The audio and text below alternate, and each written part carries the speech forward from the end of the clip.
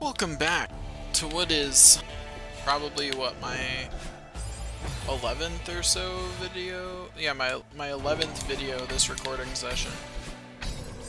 Yeah, it's been a busy day for me. I pretty much just was like, I'm just gonna record today, and that's gonna be like the main thing that I do.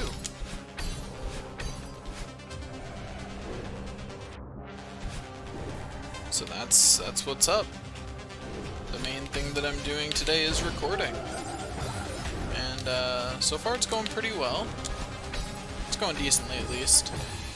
Haven't made any super terrible mistakes or anything. I mean, aside from dying repeatedly in the game, but you know, that's just reality, right? Like, I'm playing a hard game. It's gonna happen.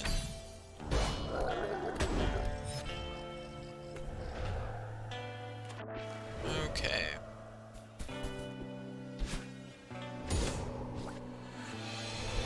No! Ugh. I didn't react fast enough to the new information on the screen. I'm good at life, I swear. Look, you might be thinking, doesn't this guy seem kinda bad at video games? And you know, you're right. But on the other hand, let's assume that I'm actually good at video games and that you're wrong. That sound like a good plan? Because whether it sounds like a good plan or not, it's what we're doing. So, you know, you're just gonna have to get with the program.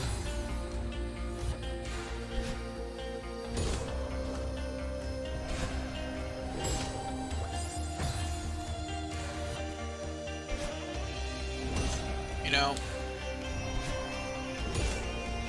one day someone's going to, instead of actually doing videos like this, have them auto-generated. My gosh, could you imagine that? If in like 10 years, video content is taken by storm by auto-generators. Now just, you know, it becomes more, how good can you write your algorithm about this? Oh, that is not what I expected to happen. Which I really should have expected it. That'll be so weird. I don't know, there's lots of things like that where I'm like, especially as a computer scientist, like I have a bit better of an idea of like what's actually possible in with algorithms and things like that than other people do. And like, yeah, you're not gonna make something that's as good consistently as like the best YouTubers or anything. But making something that's as consistently good as the mediocre ones, oh, that's easy. You could do that. And then all of us mediocre YouTubers just get screwed. Because we literally get replaced by an algorithm.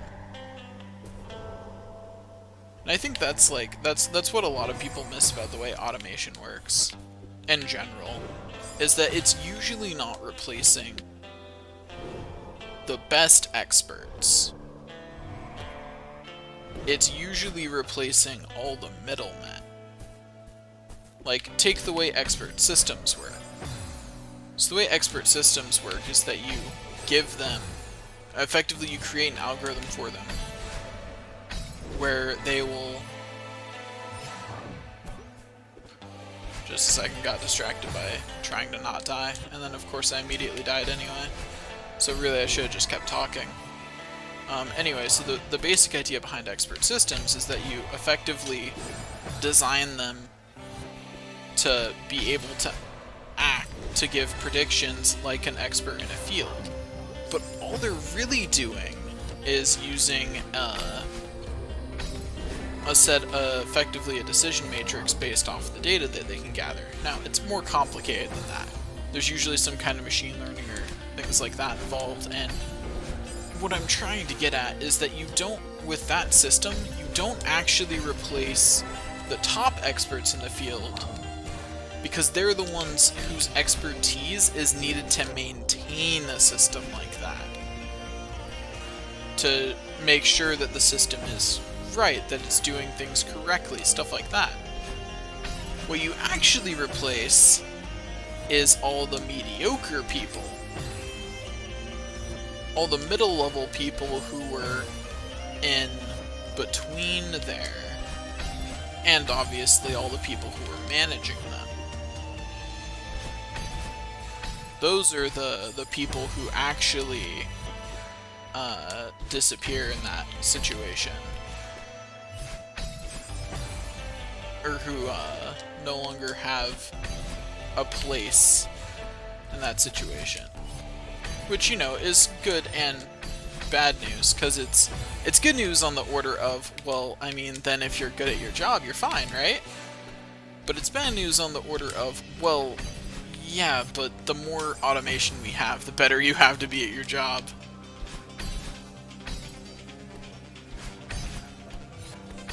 I don't know. It's one of those things that I look at that and I see what's coming and I'm like, I'm not sure that anyone can accurately predict where this is going. You know, a random sci-fi novel is going to be the one that gets it right. Because that's the way it works, because it won't be a dystopian sci-fi novel that gets it right either. It'll be something more middle of the road, because that's how it works. That's why we never see the change coming. Because fundamentally we're looking for the ways that the system could go terribly wrong, the ways it can go terribly right, and we never accept the middle road as possible. But that's how all technology has been, it's always the middle road. You know? For the most part. Like, it's not always the middle road, but like, we have enough technology for a lot of dystopian societies to exist already, and they don't. So, you know, that says something. And automation will be the same way. The world won't become perfect through it, and it won't become a terrible place through it. It'll just keep being the world. Effectively the same as it was before. We'll probably start having things like universal basic income and things like that simply because as automation increases, it just won't be feasible. You know? The more jobs that get automated out of the market, the more you need those kinds of systems in place. And also, the less necessary it is for everyone to be working. You know, part of the reason we don't offer things like universal basic income is a lack of resources. But if we automate the collection of all resources, then we don't have a lack of resources. You know? That's how it works in the Star Trek universe. And for about the same reasons. Because you hit a point where it's just, it doesn't make sense to not do it because you don't have a lack of resources. At a certain point you go from being, you know, you don't offer universal basic income as a matter of practicality. It's just not possible to guarantee it. But at some point, you do have enough resources for it to be possible. And at that point, like, by not doing it, you're just being a dick. And that's all you're accomplishing by not doing it. Oh, whoops, forgot to jump off the wall.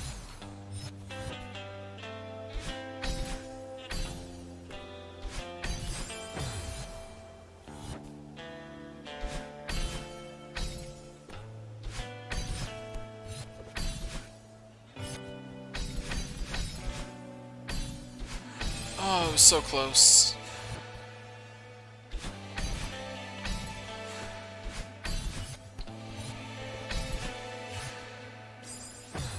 Anyway. But yeah, it's gonna be really interesting. Like, this will be an interesting time to be alive. Like this is an interesting time to be alive. I'm glad this is the century I got. Because it'll be super interesting to watch the world go through those changes. Or we'll all just die in World War III, you know? Whatever. Whichever one of those happens, right? Like, you know?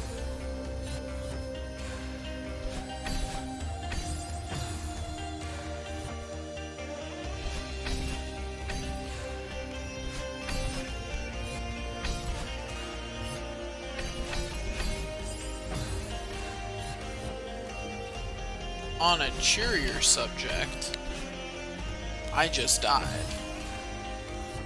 On a cheerier than that subject, yeah, I just died again. On the bright side, if someone tells you that they have terrible news, that they just died, and the even worse news is that they just died again, the really good news in there is that they found a way to respawn. And you might want to get the information from them on how they managed that one, because, you know, no one's figured it out yet. No one's figured out how to respawn yet, so, or at least if they have, no one's told us how to do it. So, like, if anyone you know manages to respawn, make sure to get the information from them about how to do it before they manage to get themselves killed again, and especially find out if it's limited or not. No, I was so close. I just needed one more dash. Why did I dash into that wall? Why did I do that?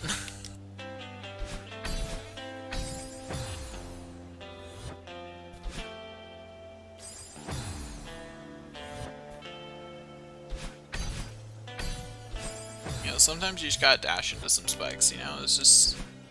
You ever had one of those days where you need to dash into some spikes?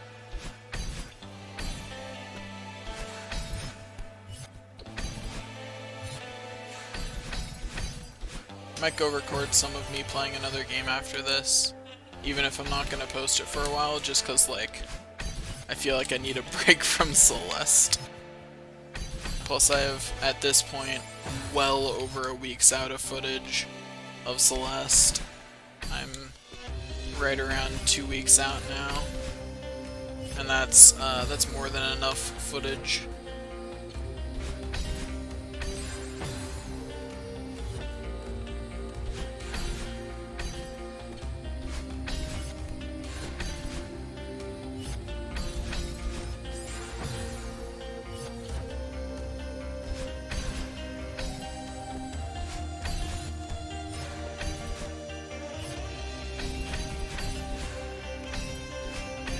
No! I was so close! Oh.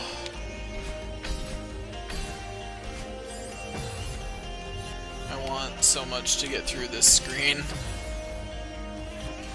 How many screens have I even gone through this episode? I don't even know. I know this screen's been the majority of the episode, though. That much is for certain.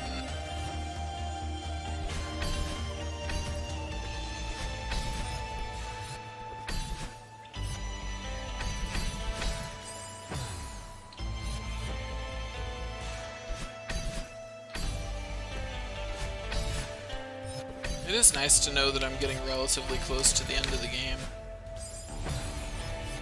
Like, I think there's, what, 9 levels? Or something like that? 8 or 9? I don't remember. But it is nice to know that I'm getting there, even if it's only going to get harder. Especially since I heard that there's a 3rd version of each level. And of course then there's the added content that came out, which I'm super excited about playing.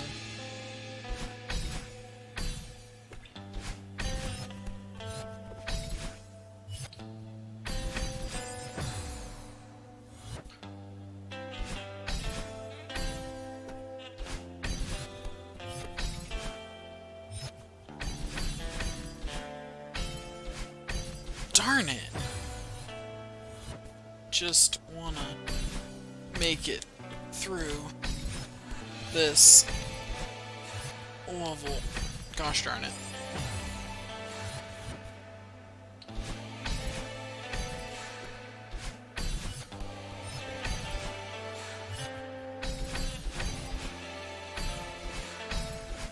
There we go. Gosh, that was hard. But I made it. Okay, we'll see if I can make it through this screen too before the end of this episode.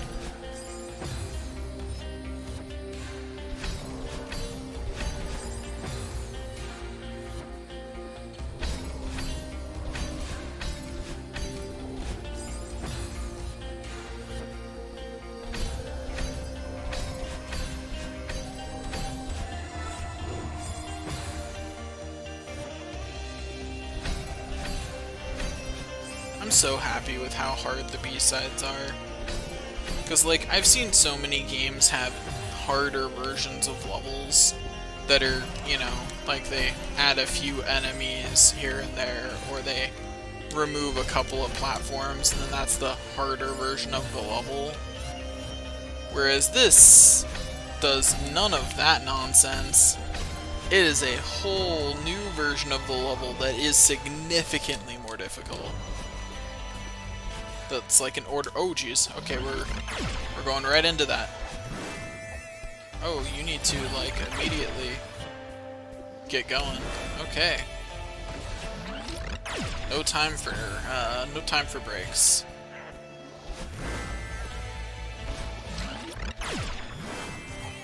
Oh, jeez, that goes away. I was not prepared. I did not notice it graying out in time. That is for sure.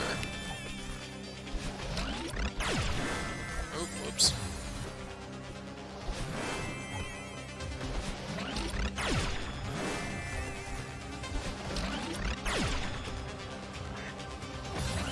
I definitely thought that would be close enough for the...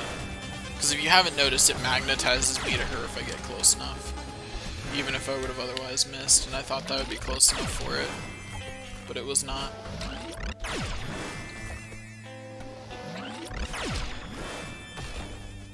I almost killed myself at the end there, and that just would have been sad.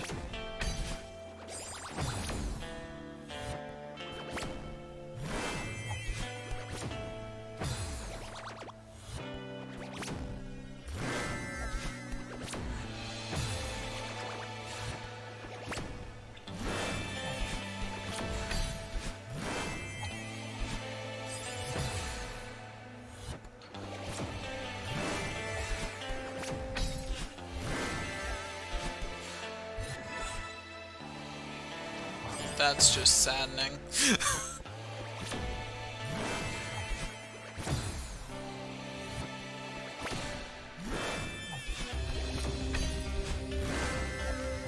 Oh, wrong button.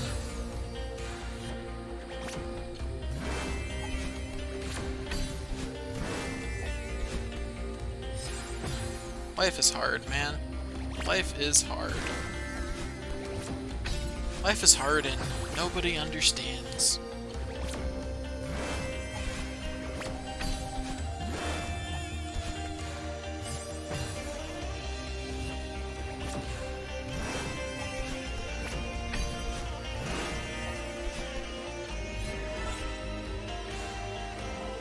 Okay. That is all for this episode. Thanks for watching. Like, comment, and subscribe if you enjoyed it. And I'll see you guys later.